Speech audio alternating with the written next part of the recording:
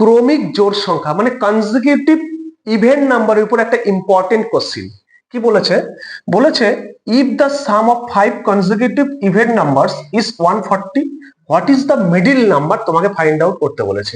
পাঁচটি পরপর ক্রমিক জোড় সংখ্যার যোগফল 140 হলে মাঝের সংখ্যাটি কত তোমাকে বের করতে হবে। কি করে বের করবে?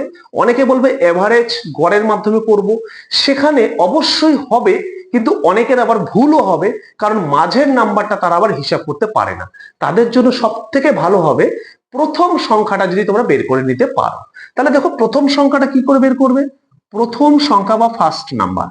তাহলে প্রথম সংখ্যা বা ফার্স্ট নাম্বার কি করে বের করবে?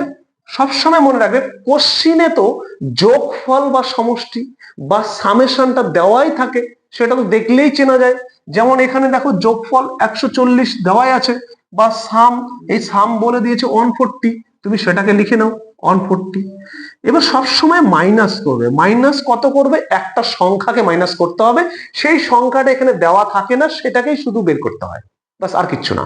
সেটা দেওয়া থাকে না, সেটা কি করে বের করবে? তুমি সেটা বের করবে ক্রমিক জোড় সংখ্যা এবং বিজোড় সংখ্যার ক্ষেত্রে একইভাবে। কিভাবে? যতটি সংখ্যা বলবে, তুমি দেখো কতটি সংখ্যা, তুমি বলছো 5টি সংখ্যা, তাহলে এই 5-এর আগে কত হয়? তুমি বলো 5-এর আগে 4 হয়, তাহলে এই 4 আর 5 গুণ করলে যা হয় সেটাকেই বিয়োগ করবে 20। এই 20 এখানে বিয়োগ করে দেবে, বিয়োগ করলে এবার ভাগ, ভাগ করবে কি? যতটি সংখ্যা তত। কতটি সংখ্যা? 5টি, তাহলে 5 দিয়ে ভাগ হয়ে গেল। তাহলে 140 থেকে 20 বাদ দিলে কত হয়? 120 ডিভাইড 5, 5 দিয়ে কাটলে কত হয়? 5 দুগুণ 10, 2 4 5 20 24, তাহলে 24। তাহলে দেখো আমি প্রথম সংখ্যাটি পেয়ে গেলাম 24।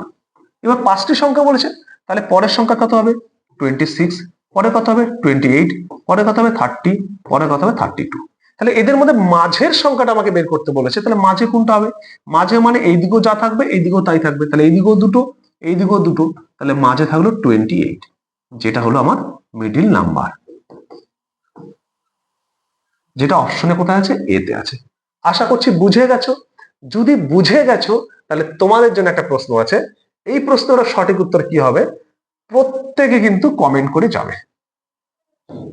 যদি ভালো লাগে কি করতে হবে? ভিডিওতে অবশ্যই একটা লাইক, কমেন্ট এবং শেয়ার করে দিতে হবে। সকলকে আরো একবার ধন্যবাদ।